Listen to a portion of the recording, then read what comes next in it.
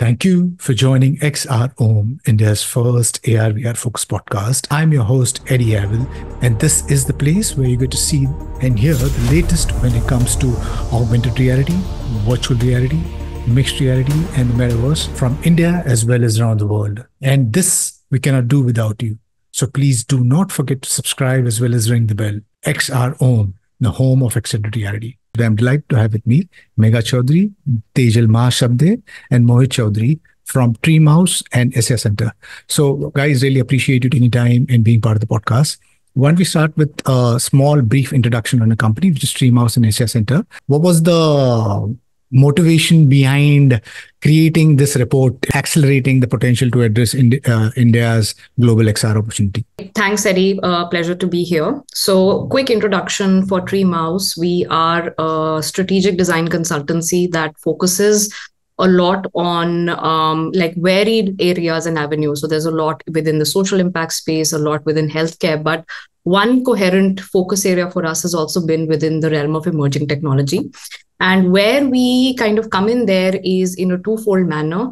One aspect is to broadly try and understand how our adoption cycles, especially for tech now that is sort of at the fringes, normalizing.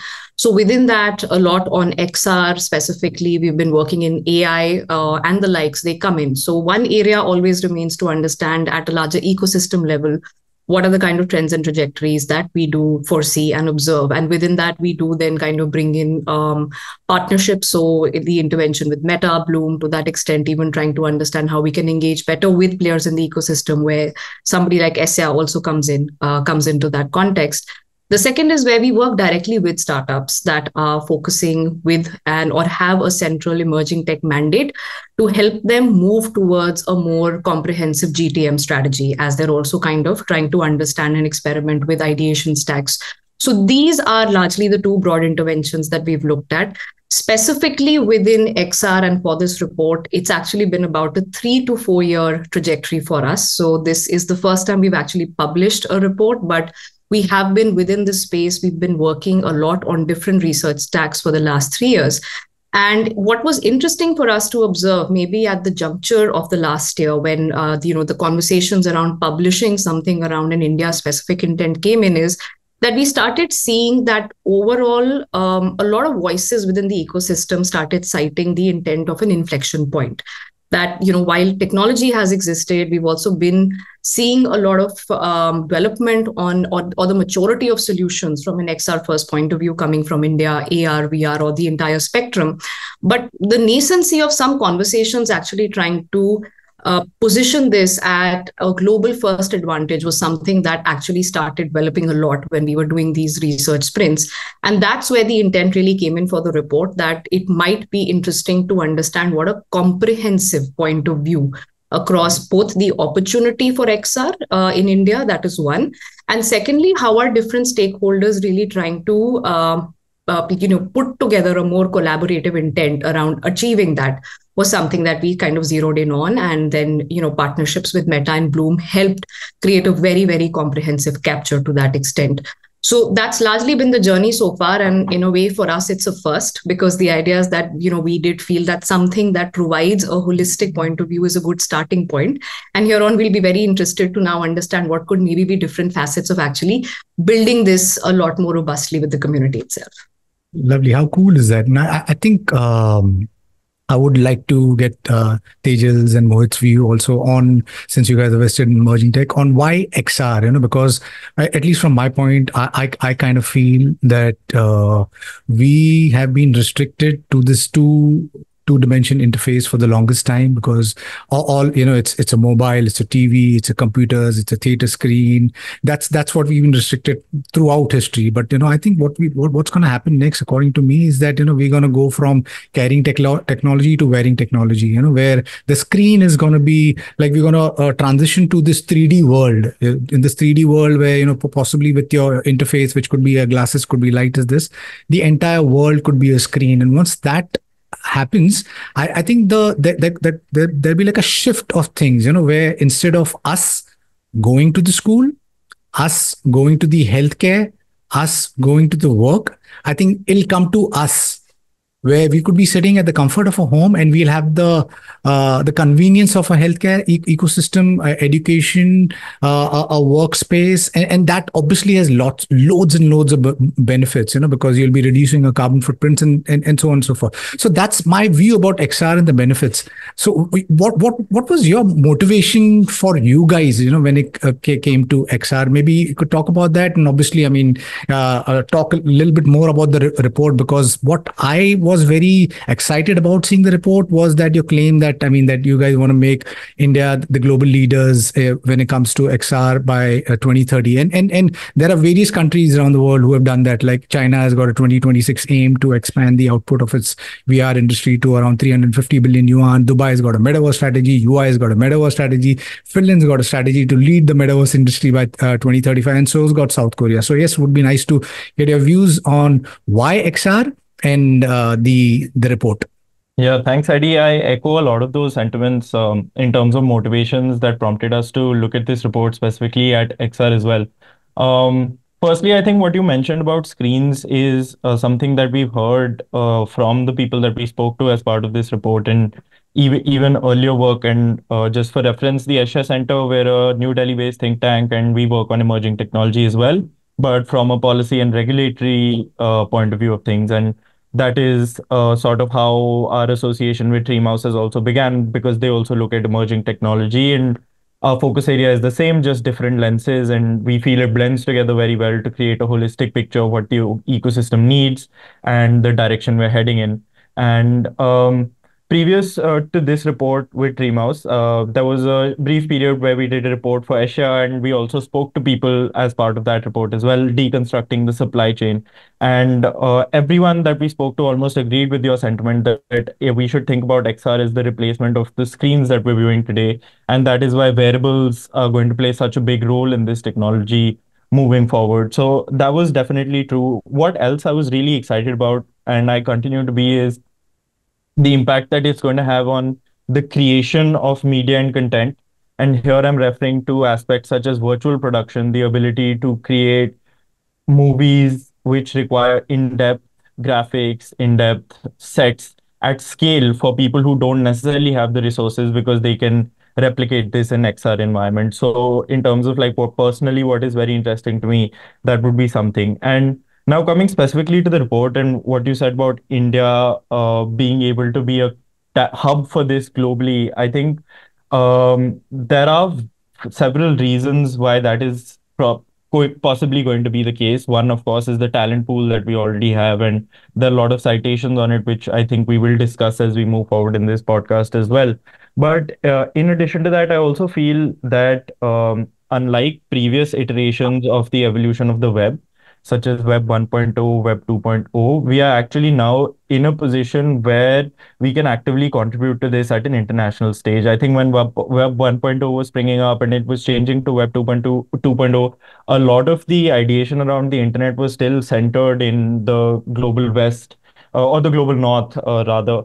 But this time it seems to be a more, sorry, that's my alarm.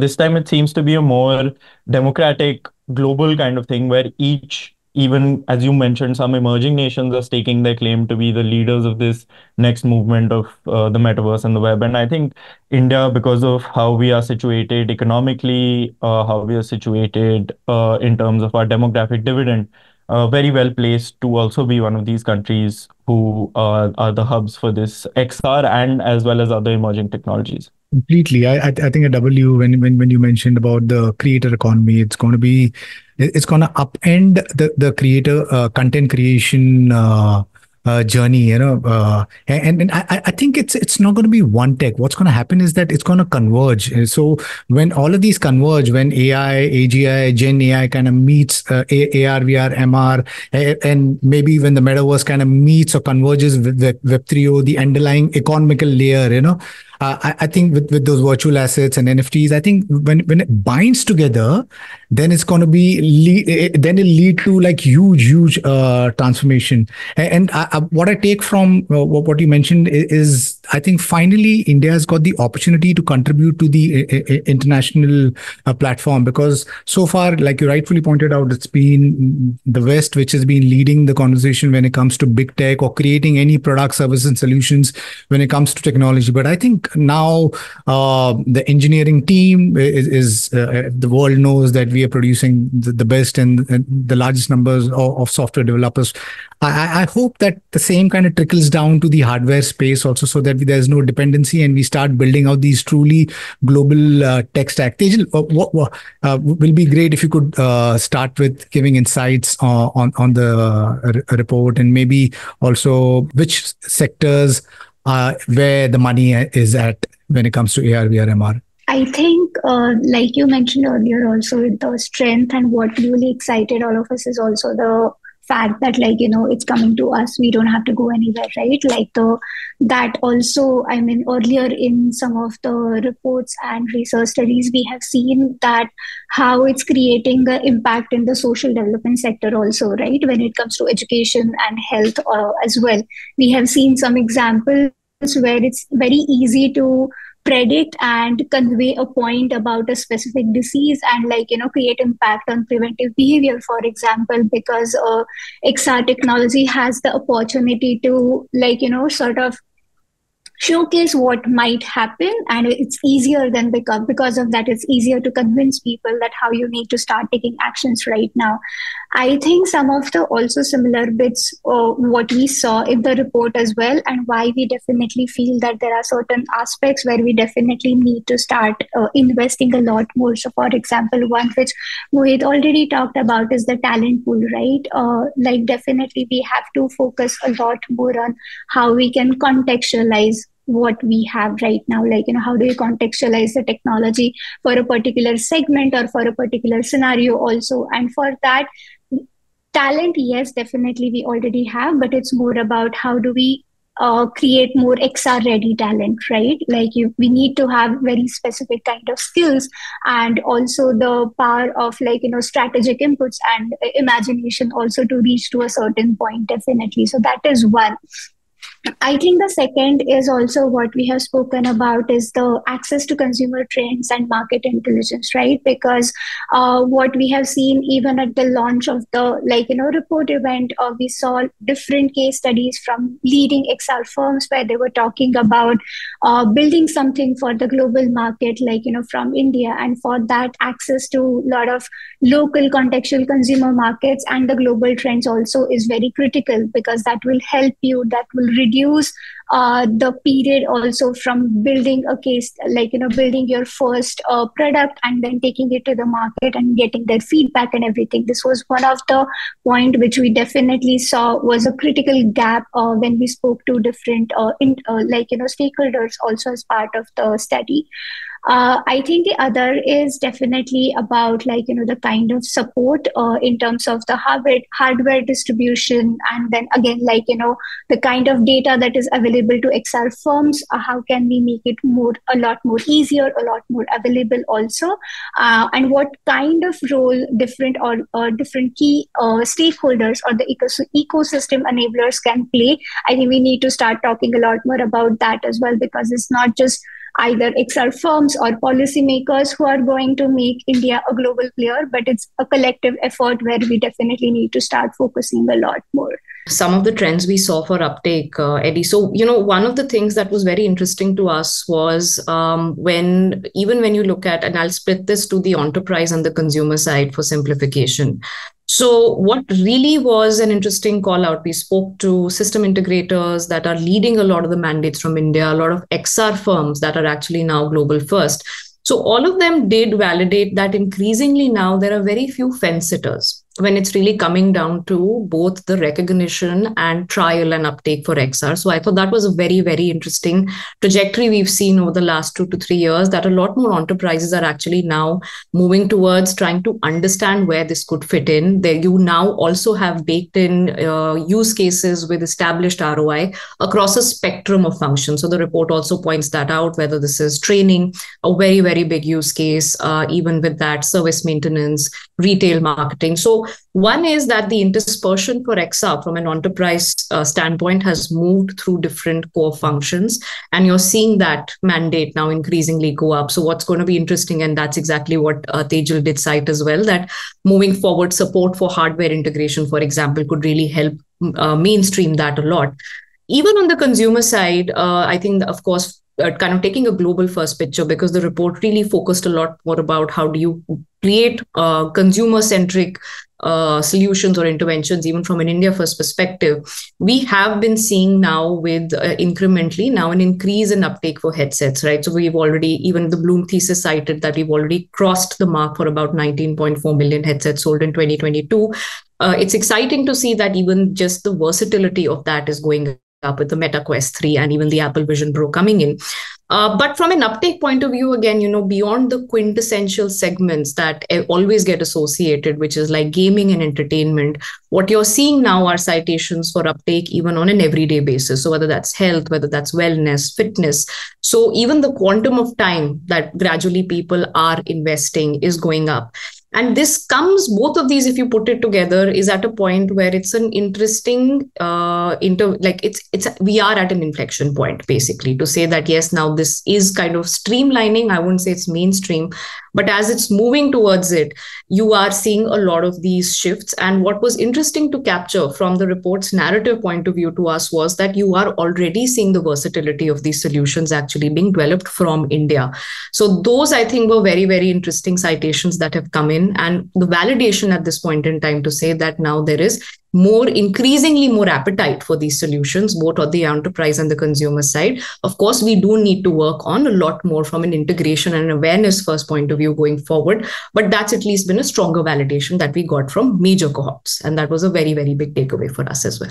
Right. I hope this kind of trend kind of continues where, the ecosystem is coming together, because earlier, yes, I mean, I think most of the enterprise were just playing a wait and watch game. But now, according to the report, you're saying they're no longer sitting on the fence and actively taking the steps and creating POCs and stuff like that. What I take from Tejal's this thing is collaborative, community building. What we need to do is rather than depending on like a certain group of people, whether it's the investment community, whether it's the government or just the enterprise, I think what needs to be done is maybe address that community building. Once we have that community building and creating an ecosystem which is sustainable, then I think everything will fall in place. Because a lot of times, I mean, because it's a new technology, that it's got a lot of these problems, because the hardware is a problem, importing things is a problem because there are a lot of taxes and stuff like that.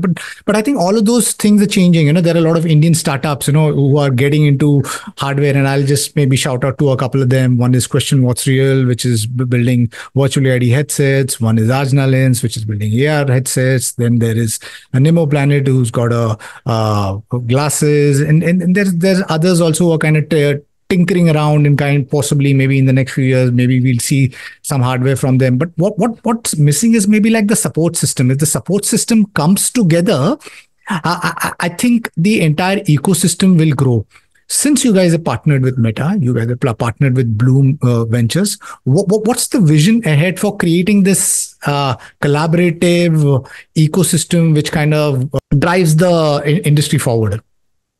I think one of the citations which stood very strongly in the report was now the emergence of a triage, right? So 3 points, or kind of 3 interventions, if we had to break it down.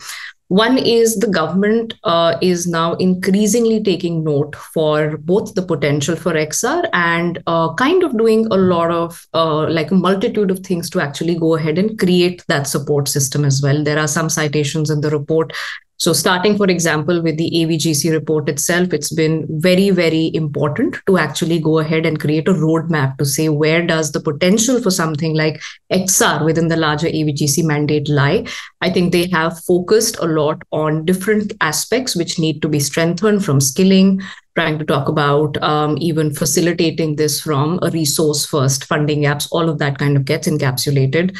The second has been, you did cite Meta. So a lot of the interventions which are also coming in, for example, access to XR first programs from an incubator accelerator standpoint, it was very interesting for us to note. We did speak to a few accelerators that with this kind of support and intervention, you're actually seeing green shoots of very relevant solutions even coming from the remotest corners of the country. So one citation I can actually give you is for an accelerator we spoke to in Sikkim, and it was very interesting to note that they had developed solutions which are already seeing a lot of uptake across different nationally, and they had also been able to crack sort of a distribution first mandate globally too.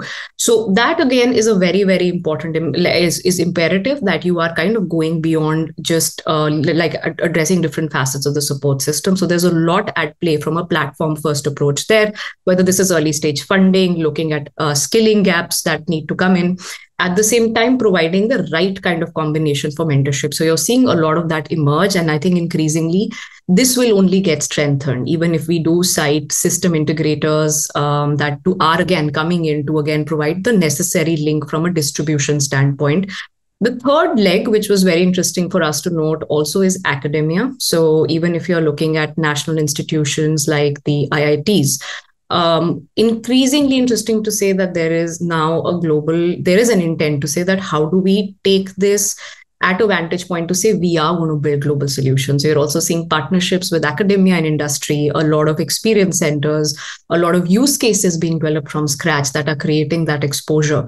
So I think, like I said, what was interesting for us in the report was that while we've cited that solutions for XR have always existed, we are now seeing the emergence of the support system actually come in and take shape. A lot of these initiatives are about a year or two old. And now we're also at a point we're trying to understand what is the kind of impact moving forward. What's been very interesting to see is that it's not a singular entity driving this, but it's actually a combination of these that are kind of going forward to take it up and also build this also as a grounds up, more inclusive system. Mohit, Tejal, should you have any other bits to add on to this, feel free. Yeah, and I think just to double down on what Megha said in terms of the support ecosystem, another vital element which is coming into place, and we touch upon this in the report as well, is also the connectivity infrastructure and the role that telecom service providers are increasingly going to play in enabling at least most consumer-facing XR solutions, because these are going to require faster speeds and greater bandwidth than we currently have. And even though our handheld devices have probably now evolved to a stage where they can do fairly decent renditions of AR of some 3D objects, the use of these in websites and other applications may slightly be limited by just the volume of data it's going to require. So as we see with some of these telecom service providers releasing their 5G and testing out even higher speeds of 5G, I think that's going to be another catalyst which we foresee sort of falling into place in the next 3 to 5 years and really enabling a lot of creation in this space.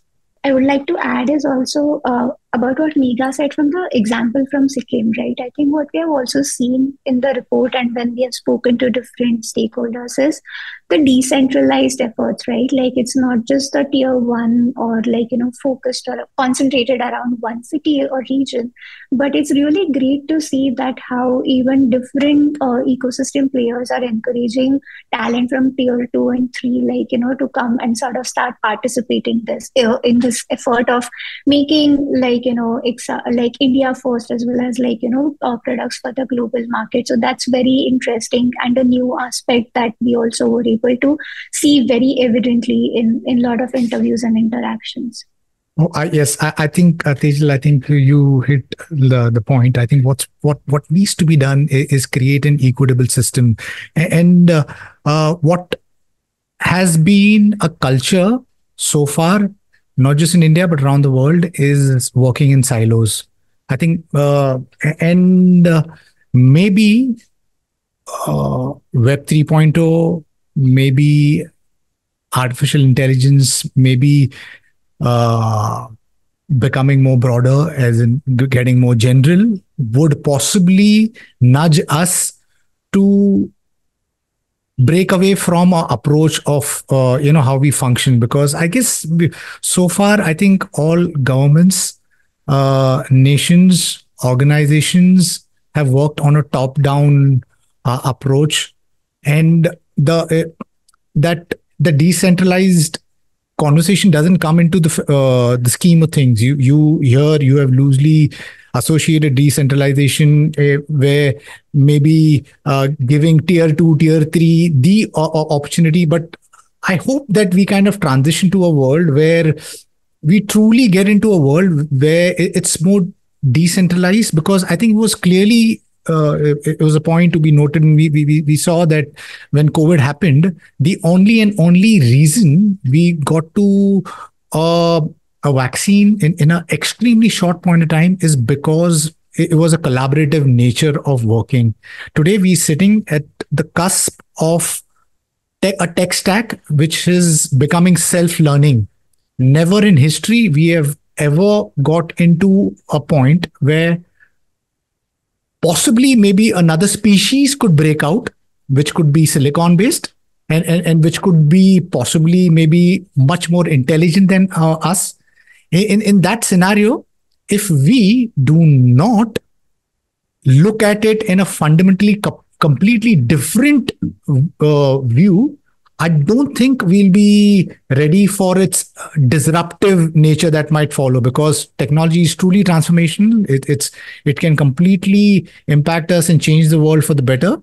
But if it goes to the fringe elements in the wrong side, it can be very, very disruptive. Mohit, you alluding to consumers. When it comes to XR now, what's the you spoke about, Megha spoke about some applications, also gave you this thing about SICKIN use cases, which is being used nationally as well as internationally. Talk about the application, XR application, enterprise and consumers. Where do you think is the juice at this point in time? Fundamentally for us, the way we look at it really has been, there are actually a lot of sectors where XR is a very intuitive fit, but just the realization of that is what has taken longer. So the report actually uncovers a lot of this. Now, if I just specifically start with the enterprise use cases, health, education, real estate, you're seeing a lot of applications where they just seamlessly kind of fit into that intent, and you're seeing that uptake kind of come up.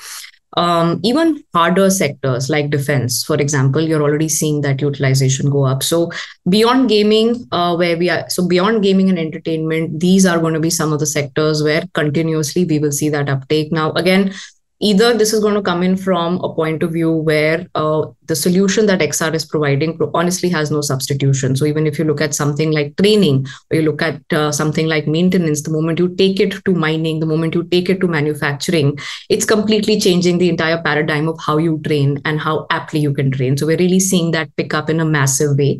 And the report does kind of provide that interspersion across functions and sectors, which again, we've seen it iterated over time, but largely it's again been that we've seen these citations actually become stronger over the horizon of the last 3 years, as we've also been kind of going deeper into this. On the consumer front, again, the citations are more global, but basically what, again, we are seeing is that beyond gaming and entertainment, anything which is coming in more as a gamified experience. So even if you're talking about healthcare, mental well-being, again, very, very under-quoted facets of where XR can actually come in and start becoming a game changer. You are seeing that uptake now. So a lot of this, as you're also seeing this improvisation with headsets, we do see this kind of percolating across different categories, and they would come up. Another example, of course, is also for India first startups that are now looking at this from a very different point of view too. So one of the startups we've spoken to, ProYuga, does actually build a cricket game, right? So it's while it's not like technically from the point of view of a completely VR first intervention, the fact that they've actually been able to take something as complex as that and actually build it for a global first market, again, is a citation that increasingly there is still uptake across different facets. So this is basically what the report kind of continuously has cited, but there are also some underlying trends, I think, that are only going to push this uptake further. So you, Eddie, had cited that, of course, the value for all of this is actually going to come in from an integration point of view. So we're already seeing those citations, even on the enterprise side, when you actually start looking at mobile or web XR coming in, that's really going to pick up the adoption trajectory in a big way, especially for early stage entry points for enterprises with a B2B2C intent in India. That's really going to shift it in a major way. You're seeing integration with AI plus XR already taking shape.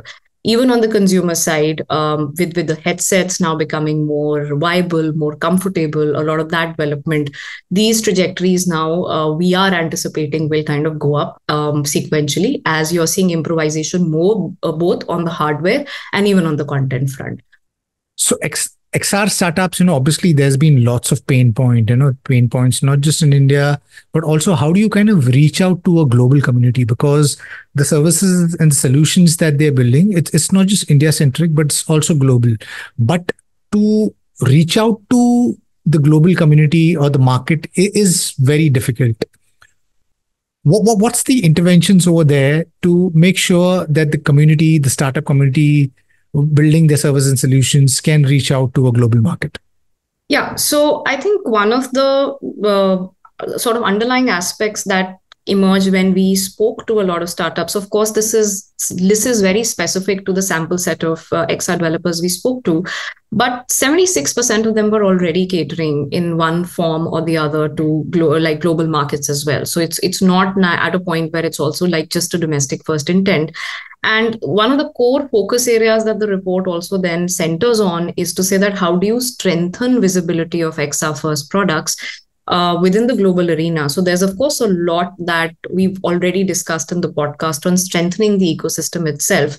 But we did want to highlight that there are already products that are mature, that have shown good ROI, are showing increasing viability of uptake in the global arena that are India first. And there are some facets that I think will require a collective intervention from key enablers in the ecosystem to ensure that they get a more viable platform to kind of exhibit and represent them.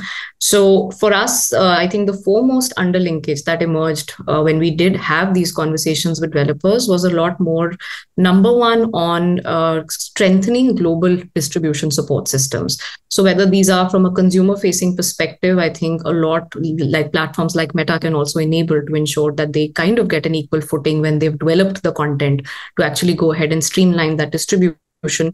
But increasingly, this could also be a role, for example, for entities like different system integrators to also come in and say that how do you create like a better distribution support.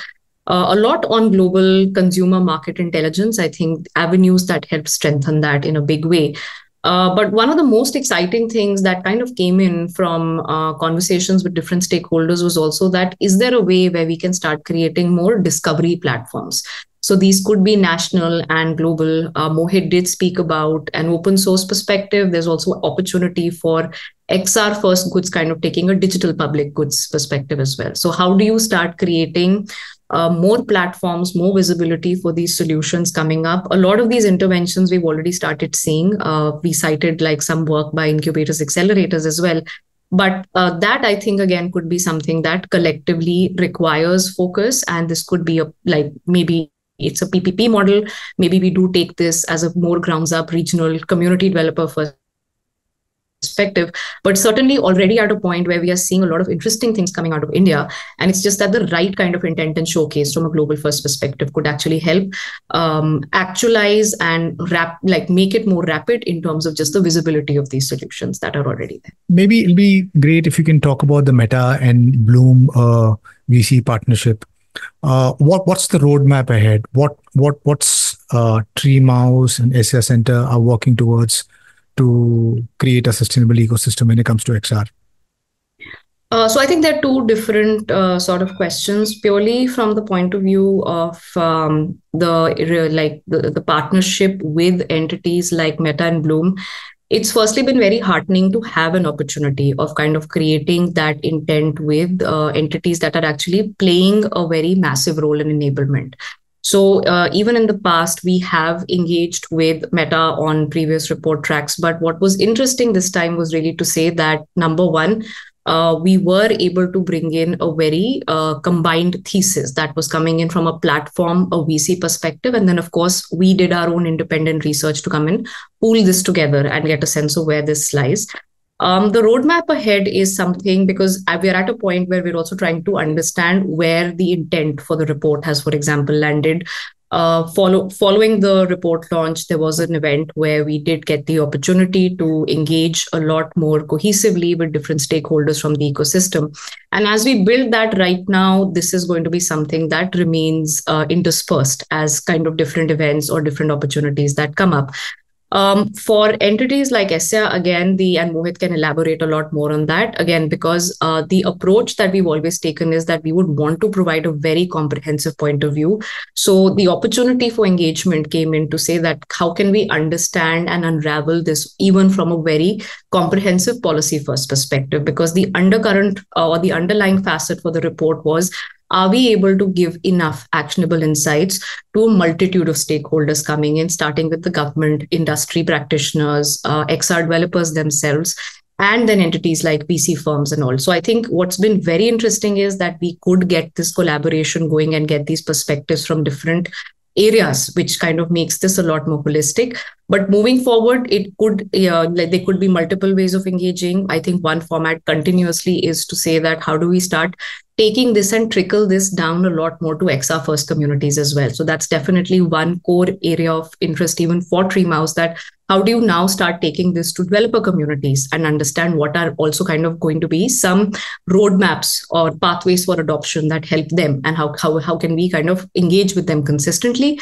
Likewise, with larger entities, whether that be platforms like Meta, partners like Blume, the intent would really be to go ahead and understand that how do we get more conversations going on the table, because like I said, this is just the start, and we will need to have a lot more continuous intent, because as this system is shaping up, I think a lot more of the repetition of that intent is going to be necessary. So we're also like kind of learning as we are going, but so far it's been good to see that at least the validation has been there to say that there is need for such collective endeavors moving forward. I think just to add on to what Megha said, one other factor which I think, and it links to what you also earlier said about decentralization, is the role that open source may play in XR specifically, but also in a lot of the other technologies we're playing. And from our interviews during the report, we got a very optimistic sense from the developer community that this may be one of the moments where we are able to move to a more open source decentralized system for the tech stack across, as opposed to a walled garden system, which is traditionally, defined, at least consumer technology for the most of it. So that was an interesting citation, and linked to that, and this is sort of where maybe Esha's future-facing work will also come in, is the importance of standards and of interoperability and of creating ecosystems which interact with each other. So while community building is the most important thing moving forward, and ensuring that these communities work together, equally important is ensuring that different kinds of technology within XR, also what Meta is producing, maybe works with what HTC or other companies are developing, and we have an ecosystem which allows consumers to seamlessly interact with different environments, could be a compelling growth driver for XR adoption in the long run. From Treemouse point of view, I think one bit I would also like to add is, like Megha said, it's a lot more about generating more actionable insights, right? Also, when we spoke to, again, people from different sectors and different ecosystems also, it's also more about generating customer-centric insights, right? What and how these experience will become more user-centered or customer-centered. I think that is also an exciting space where I see a lot of further research is required, and the more we start using this newer technology, I think a lot of new behaviors will also emerge from the user point of view, right? So that is also something I feel like an exciting space where a lot more research can help in terms of XR firms also to build their pathway to adoption. So that's one space definitely I find it more interesting. Yeah. Right. So thank you, Megha, thank you, Mohit, thank you, Tejal. Yes, I think we sitting at a very interesting point of time, and I think we need more reports, we need more collaboration, we need more insights, and through these insights, I think we'll better understand how do we build better services and solutions without infringing onto anybody's personal space, privacy, and create a technology which truly helps us, because through this, I think all of these converging tech stack is going to get extremely potent and potential in the next couple of years, and collaboration would be the key. And I hope that there are more enterprise now steps forward and puts their money where the mouth is. I hope there is more VCs getting support from the government ecosystem, so that even with emerging or deep tech, they don't shy away from investing, because with emerging and deep tech startups, the ROI horizons are long. So far it's been that the VCs have played a wait and watch game. But I hope that all the community comes together, and I think most importantly, we need to go to the developer community, make them aware, enable them, because I think if we do that, we'll be seeing great things. So thank you for the report, and we wish you guys the very best. And to my listeners, if you like what you see in here, then please press the subscribe button. Until next time, see you guys. Bye-bye. Thank you. Thanks. Really appreciate this.